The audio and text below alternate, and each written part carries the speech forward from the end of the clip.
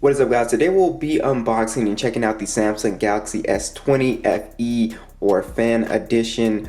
So you can pick this guy up actually for $564 on Wireless Place. That's the cheapest I've seen it. But everywhere else it's going to be like $600, and I've even seen it for $700. Depending on where you get it from. I'll try to put the cheapest prices down below. So I can't find my knife, so I'm gonna have to use these scissors. But also, whatever's going on with the YouTube comments when I reply or heart a comment and then I go back to see if you guys reply, it's not working. So I don't know what's going on. It usually does that when I'm doing it from my phone. So I'm trying to figure out what the problem is. But yeah, I'm trying to get that fixed because I'll be waiting on you guys reply to comments and then my comment is gone or my reply is gone. So I don't know what's going on there. But as you can see, we got, did we get a case here or just paperwork? We got your SIM tray, removal tool. I don't think you get a case with this one. I'm not sure. Yeah, I don't see anything in here. Just paperwork. Quick start guides. We got your phone, and this is now a plastic. It actually has a weight to it. Wow. This is now a plastic phone. If you guys saw my Galaxy S20 Plus video I did, that was a glass one. This is plastic, and there are some benefits to having a plastic phone. Obviously, it won't break as easy as a glass phone will. In the box, you have your fast charging brick, and we'll get into all these specs and stuff. And of course we have USB Type-C. So yeah, you don't get a case here. Alright, so this is the Cloud Navy. And it has like a matte finish in it. It feels still very premium. Does not feel cheap just because it's plastic. And what I like about this is that there are no fingerprints you can really see. I absolutely love that. That's the only thing I hate about like the glass phones is how easily they get all greasy and smudged up. You do not have that problem. This will keep a fairly clean look, which is really nice. So on the side we do have our power button, volume rocker. We also down below have the speaker, USB Type-C, and we have a pretty minimal camera bump. It's not huge. It does rise. Let's see. Yeah, it jiggles a little bit, but definitely not huge. Alright, so we're in the phone, and one of the first things you'll notice when you're setting up the phone is just how smooth this 120 hertz display is. Now you have a 6.5 inch Super AMOLED display. You have the little punch hole in the middle, and you have a 1080p display. It's not 1440p unfortunately, but it still looks really good. You have 407 for the PPI. No issues with this display. Like I said, it still looks great. So there's no kind of curve on the screen. It's just a complete flat panel.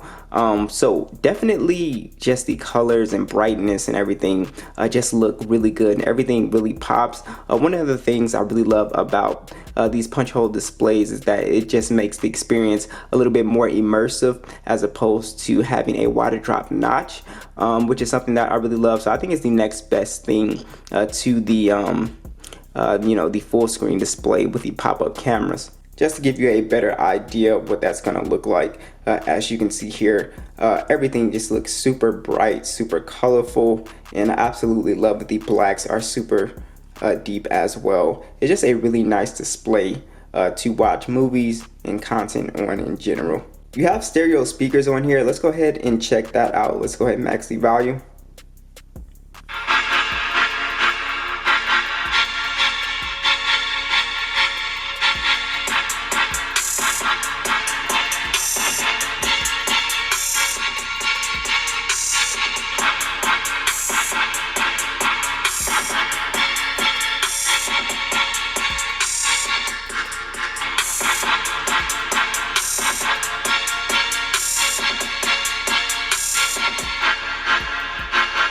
So these are definitely some pretty loud and crisp and clear speakers. You get a nice amount of bass presence as well. The mids and highs sound really good. So if you're in a noisy environment, you will definitely be able to hear these speakers no problem. So you do have one right here if you just curious about where the other one is. It's a little earpiece right here. That's where the sound is coming from. Now obviously the bottom speaker is doing most of the work, but this is a pretty loud speaker. You can actually hear it up top. It's not like it's just a tiny little crappy speaker. So it's definitely has a presence. Alright, so you have Android 10 with the One UI skin, of course. I believe the latest one is 2.5. And yeah, it's very smooth. Everything is on here that you would expect. You have your, I believe what they used to call the Bixby page. I think they renamed it to Samsung Experience. And let's just go ahead and check out the toggles here. And you can see all of our usual toggles. We actually have wireless power share on here, which I will go ahead and show you. You also have link to Windows, Smart View. Everything is on here. The Samsung Dex, which I will show you. Your secured folders, screen recorder is on here. Your Edge Lightning, kids mode. So if you have a kid, you can put it in kids mode to hide certain content that you don't want them to see. Your dark mode is on here as well, which is really nice. And I just love dark mode, especially on these Samsung displays. I mean, it's like pitch black. So actually, let's go ahead and show you the wireless power share feature. So I can get any device that supports wireless charging and charge it up on here. So let me just grab a phone. All right, so I got the Bold M1 right here. Let's go ahead and sit it down.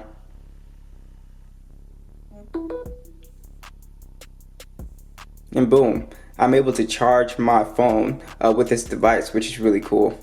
Alright, so the next really cool toggle was the Samsung Dex mode. So I can connect to my smart TV, or I can do it to my PC if I like. We're just going to do it for the TV, and we'll go ahead and connect to the bedroom TV. And I'll go ahead and show you guys what that UI looks like and everything. Alright, as you guys can see, I have it connected, and you basically use your phone as a touchpad here. So it's really easy. So if I just click on, let's say, the Play Store, you use it as, you know, like a regular computer would, and it gives you this nice experience. I could pull up the browser and get the full desktop browser. So it's really cool and really convenient, and it takes off exactly where you were. Also, for people asking about wallpapers, if you go to my site, the link's in the description, you will be able to get those, and it works really well. So this is usually where I find like a ton of wallpapers, but as you can see, it'll always pull up the full desktop site, as you can see. So definitely a very cool little feature here. Alright, so you have the Snapdragon 865 on here, the Adreno 650. You also have micro SD support, and you also have 128 gigs of storage and 6 gigs of RAM on the base model. There are two variants. You have 128 gig with 8 gigs, and you have 256 with 8 gigs as well. Alright, so when you're gaming, you're gonna have a great experience. It's, you know, basically a flagship phone, of course. So just to show you the graphics, go to Ultra HDR.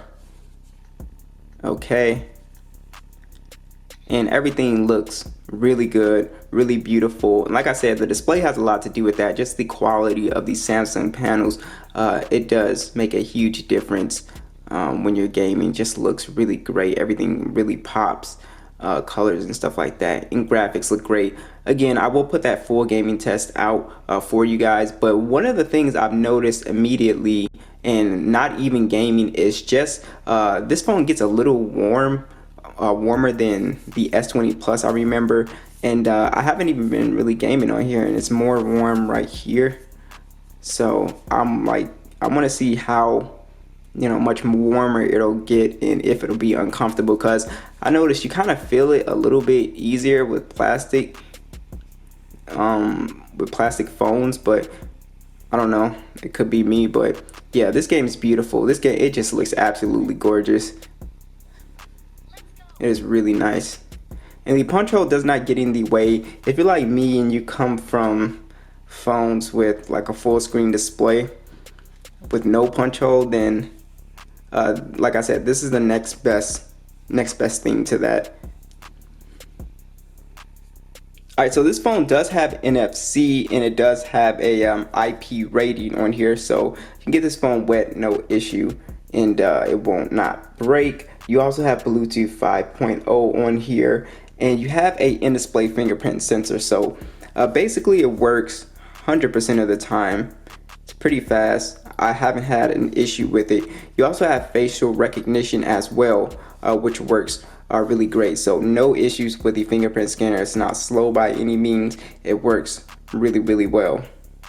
All right, let's go ahead and talk about the camera. So you have a 12 megapixel standard and 8 megapixel telephoto, and you also have a 12 megapixel ultra wide. You also have 4K 30 or 60 FPS video on here, and you have a 32 megapixel selfie camera that shoots in 4K 30 or 60 FPS.